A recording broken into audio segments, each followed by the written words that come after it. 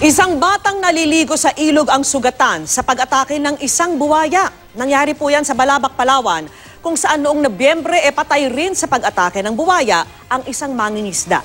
Nakatutok si Mark Salazar.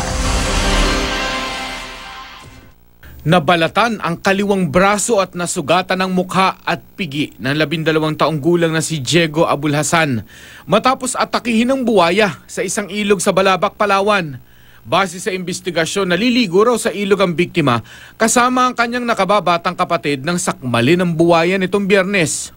May kasama siyang kapatid, yung mas bata sa kanya, yun ang nakahingi na saklolo din sa kanyang father.